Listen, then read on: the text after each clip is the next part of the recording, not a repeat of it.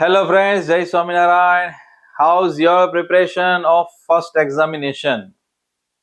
I hope કે preparation બહુ સારી ચાલતી હશે તો પણ તમને ઓબ્જેક્ટિવ્સની સેક્શન એ ની તો બીક રહેવાની જ.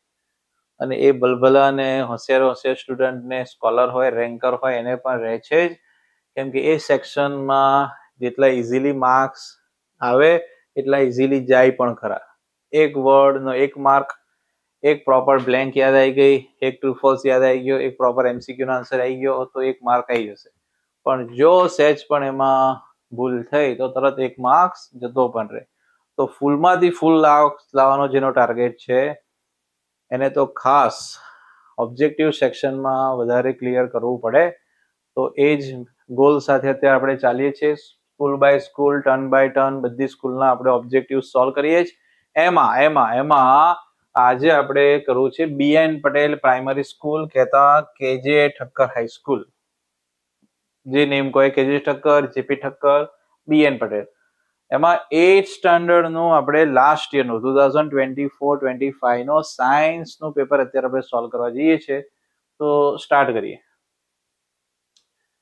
Large scale storage of grains is done in large scale storage. So silos, granaries, metallic beans and all of these. So right answer is all of these. આ બધા જ ઓપ્શન્સ ને આપણે as a large scale storage use કરીએ છીએ. Next, which set of terms correctly show the two microorganisms which live in a symbiotic association in a lichen? Then answer is algae and fungus. Right answer is algae and fungus. Choose the correct pair of exhaustible natural resource. Exhaustible that means કે જે થોડા ટાઈમમાં ખતમ થઈ જશે, finish થઈ જશે અને ફ્યુચરમાં આપણને યુઝ કરવા નહીં મળે એવા કોણ છે ભાઈ? તો કે એક્ઝોસ્ટિબલમાં છે. Right answer is water and petroleum. તો વોટર વર્ડ જોઈને તમને એવું લાગશે કે સર વોટર એક્ઝોસ્ટિબલ કેવી રીતે? એ તો આપણે બહુ જ બધું પાણી તો ભગવાને બનાવેલું છે અર્થ ઉપર, બટ એ તો સોલ્ટી વોટર છે, સી વોટર છે, જે રૂટીન લાઈફમાં આપણે યુઝ કરી શકીએ એવું વોટર બહુ ઓછું છે, લિમિટેડ સોર્સિસ છે અને ઘણા એરિયામાં એની સ્કેર્સિટી પણ ક્રિએટ થાય છે અમુક સિચ્યુએશન્સમાં. રાઈટ? તો એ ઇન્ટેન્સથી, એ સેન્સથી એને આપણે અત્યારે અહીંયા એક્ઝોસ્ટિબલ કન્સિડર કરીએ છીએ. So water and petroleum are exhaustible. Okay my friends, તો જો આ ટાઈપના તમને બધા ચેપ્ટર્સના ઓબ્જેક્ટિવ ના સોલ્યુશન્સ જોઈતા હોય, તમારી બધી જ સ્કૂલના, આણંદની મોસ્ટ રેપ્યુટેડ બધી જ સ્કૂલના ઓબ્જેક્ટિવના સોલ્યુશન્સ એટલે કે એના PYQsના સોલ્યુશન, લાસ્ટ યરના બધા ક્વેશ્ચન્સની PDF, all subjects, not only main 4 subjects, Hindi, Gujarati બધા સહિત બધા જ એક્ઝામની, first exam, second exam, final exam, right? Plus paper sets, first exam paper set, second exam paper set and final exam paper set. તો બધું જ તમને એક જ જગ્યાએ ફ્રી ઓફ કોસ્ટ મળી જશે. આપણી આ એન્ડ્રોઈડ એપ્લિકેશન છે ઓમ લર્નિંગ એપ. તમે પ્લે સ્ટોરમાં સર્ચ કરીને પણ ડાઉનલોડ કરી શકશો, એન્ડ્રોઈડ પ્લે સ્ટોર. પ્લસ આ વિડીયોના ડિસ્ક્રિપ્શનમાં પણ હું આની લિંક મૂકી દઈશ. તો તમે ડાઉનલોડ કરશો અને જેવું ઓપન કરશો એટલે આવો કંઈક એનો યુઝર ઇન્ટરફેસ હશે. એમાં ફ્રી મટીરિયલમાં જઈને તમે મેં વાત કરીએ બધી જ PDFs તમે જોઈ શકશો. Paper set, previous year questions બધું જ. આ previous year question 2024-25 as per standard 8, standard 9, standard 10 એમાં પણ તમે અંદર રિસ્પેક્ટિવ સ્ટાન્ડર્ડમાં જશો તો first exam, second exam, last exam બધાના પેપર્સ તમને એક જ જગ્યાએથી મળી જશે. પ્લસ આખું વર્ષ જે કંઈક અપડેટ્સ તમને મળતી રહે એની માટે stay connected, follow us on social media accounts. આ બધા જ અમારા સોશિયલ મીડિયા એકાઉન્ટ્સ છે, તમે એને ફોલો કરી શકો છો. યુટ્યુબ ચેનલનું નેમ છે આપણું Omdev sir Anand. Second option છે તમે ઇન્સ્ટાગ્રામથી આપણને ફોલો કરી શકો છો. આપણા ક્લાસીસને, આપણા ઇન્સ્ટિટ્યૂટને ઓમ ઇન્સ્ટિટ્યૂટ નેમ છે, ઓમદેવ સર આણંદ નેમ છે, એમાં પણ સેમ જ. ફેસબુકમાં પણ તમે આ આઈડીને ફોલો કરી શકો છો, સેમ નેમ છે Omdev sir Anand.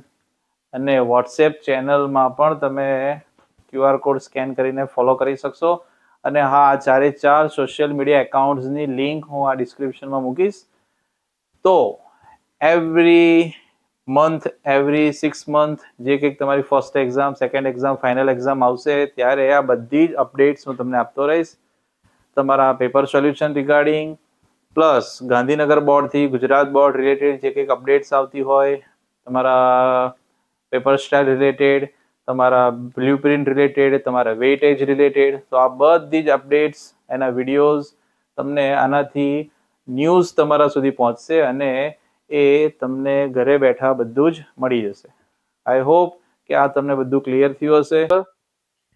In India, large extent of forest and land has been cleared for the cultivation purpose. Such practice may lead to forest ખતમ થશે એટલે રેનફોલ થી સોઇલ ઇરોઝન થશે બેટા. શું થશે? Soil erosion. Given below are the set of terms related to reproduction. Choose the odd set containing incorrect combination. Incorrect combination તો આમાં આવશે egg, uterus, sperm duct. It's a incorrect combination.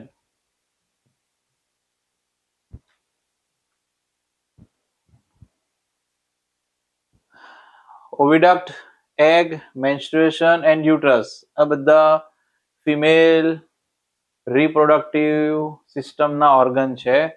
યુટરસ, ઓવિડક્ટ, ovulation, egg આ પણ female related છે.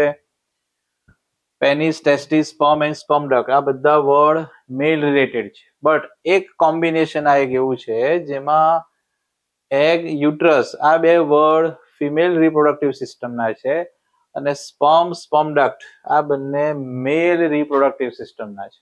એટલે આ incorrect combination છે. So, the figure given below is the brick that is arranged in a 3 different ways. Choose the correct statement related to the pressure exerted by brick. ચલો આમાં તમારે યાદ કરવાની છે ફોર્મ્યુલા,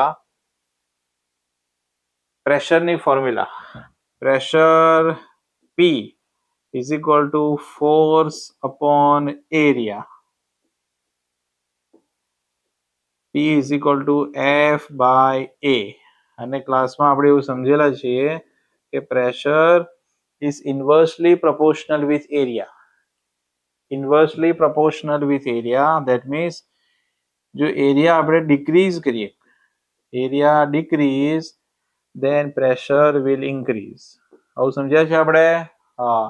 તો એ બ્રિકને જો આ ફર્સ્ટ સિચ્યુએશન જે છે એ પ્રમાણે આપણે મૂકીએ તો નીચે ફ્લોરિંગ સાથેનો કોન્ટેક્ટ એરિયા ડિક્રીઝ થાય.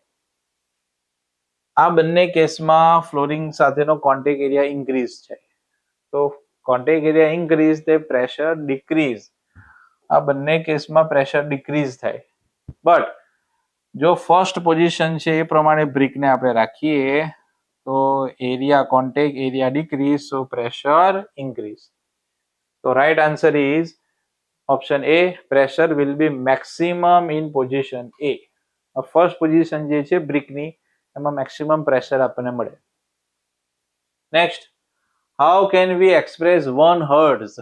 તો પહેલા તમારે યાદ કરવું પડે બેટા, હર્ટ્ઝ યુનિટ હતો ફ્રીક્વન્સીનો. કોનો?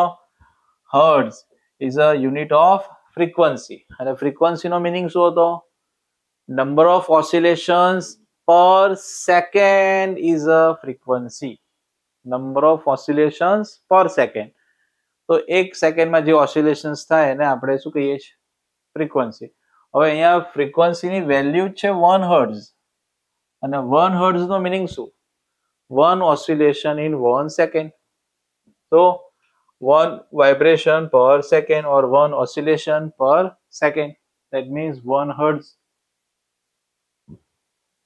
Process of loosening and turning of soil. Chapter 1.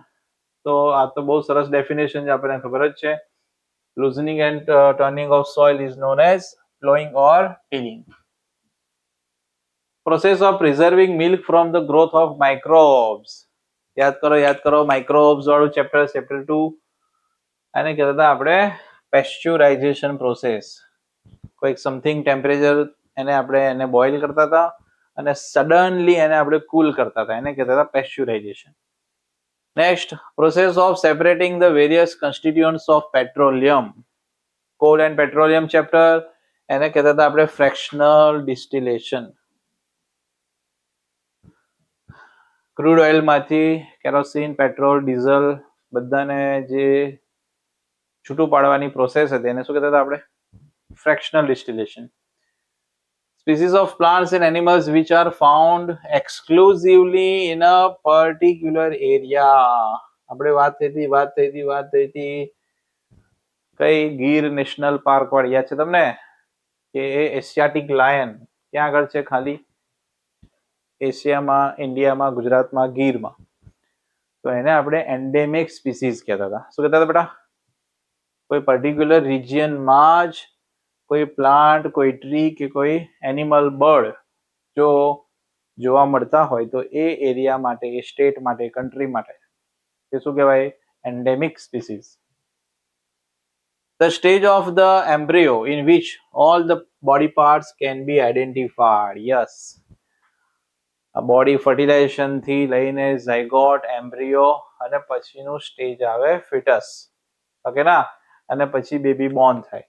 તો એમ્બ્રિયો અને ફિટસમાં ડિફરન્સ આ છે બેટા કે એમ્બ્રિયોમાં તમે ઓર્ગન્સ આઈડેન્ટિફાઈ ના કરી શકો કે આ બે લેગ છે, આ હેડ છે, આ હેન્ડ છે, એવું તમે આઈડેન્ટિફાઈ ના કરી શકો. બટ ફિટસ સ્ટેજ આવી જાય ત્યારે તમને સોનોગ્રાફીમાં એ ક્લિયર દેખાય કે યસ, આ બેબીના લેગ છે, આ એનો હેડ છે, આ એના હેન્ડ છે. તો એ સ્ટેજ છે ફિટસ. Force that attract any object with mass. Force attract with mass. તો આવી જશે આપણું ગ્રેવિટેશનલ ફોર્સ. ન્યૂટન ભાઈની જય. ગ્રેવિટી કહો કે ગ્રેવિટેશનલ ફોર્સ કહો. The magnitude of sound. That means magnitude મતલબ વેલ્યુ, અમાઉન્ટ. સાઉન્ડ નો અમાઉન્ટ તમે કયા યુનિટ થી મેઝર કરો? તો આન્સર છે ડેસિબલ. ડેસિબલ ને આપણે આ સિમ્બોલ થી પણ રિપ્રેઝન્ટ કરી શકીએ, small D, capital B, decibel. Identify the organism given below. આપણા ચપ્પલ જેવો શેપ હોય બેટા, બૂટ જેવો, ચપ્પલ જેવો, એના બેઝ જેવો, તો સમજી લેવાનું કે આ પેરામિશિયમ જ હોય. કોણ હોય?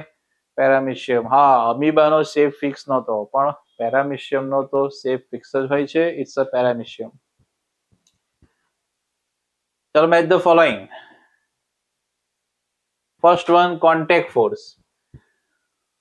તો કોઈ પણ ઓબ્જેક્ટને તમે પુલ કે પુશ જે કંઈક ફોર્સ લગાવો, હાથથી કે પગથી લગાવો, એમાં તમારા મસલ્સ કોન્ટેક્ટમાં આવવાના જ છે. So it's a muscular force. Contact force, muscular force. એનું એક્ઝામ્પલ મેગ્નિટ્યુડ. તો ધ સ્ટ્રેન્થ ઓફ ફોર્સ, કેટલા અમાઉન્ટનો ફોર્સ લાગે છે, 5 ન્યૂટન, 10 ન્યૂટન, 15 ન્યૂટન, તો એને કહેવાય ફોર્સનો મેગ્નિટ્યુડ. ફોર્સ ઓફ ગ્રેવિટી, તો ભાઈ ગ્રેવિટી જે છે નોન કોન્ટેક્ટ ફોર્સનો એક્ઝામ્પલ છે. Gravity is a non-contact force. And third, pressure is a force on unit area. Pressure is force on unit area. તો આપણી right answer ની sequence છે. We can cultivate all the crop plants by sowing seeds in a field. No, no, no. બધા પ્લાન્ટનું sowing seeds થી possible નથી. Okay ના? Some like potatoes, ginger, rice are propagated through vegetative propagation using tubers, cutting or seedling that have been transported after being grown in a nursery. પેલા એને plant નર્સરીમાં એને પેલા મોટું કરે, થોડી એની હાઈટ થઈ જાય, ગ્રો થઈ જાય, પછી એનું આપણે ડાયરેક્ટ શોઈંગ કરીએ છીએ. તો બધા જ ક્રોપનું શોઈંગ સીડ્સથી પોસિબલ નથી. Bitumen is used as a solvent for dry cleaning. No, false. Bitumen એમાં use થતું નથી. It's a false. The eggs of a frog are covered by hard shell for protection. No. ફ્રોગમાં તમને યાદ હોય તો external ફર્ટિલાઇઝેશનનું એક્ઝામ્પલમાં આવતું હતું ફ્રોગ. તો જો બહાર કોઈ કવર હોય તો પછી એગ અને સ્પર્મ સેલ કમ્બાઈન કેવી રીતે થશે ભાઈ? ઓકે ના? તો ભગવાને એવી કોઈ શેલ જેવી સ્ટ્રક્ચર બનાવેલું નથી. ઓપન હોય છે, જસ્ટ એની ઉપર એક જેલી લાઈક અ સબસ્ટન્સ હોય અને એ જેલી સબસ્ટન્સ થી એ બધા એક ગ્રુપમાં રહે છે. Jelly layer that provide protection from drying out and physical damage and predators. Ready? તો એવું કોઈ સેલ ઉપર હોતું નથી. Statement is false.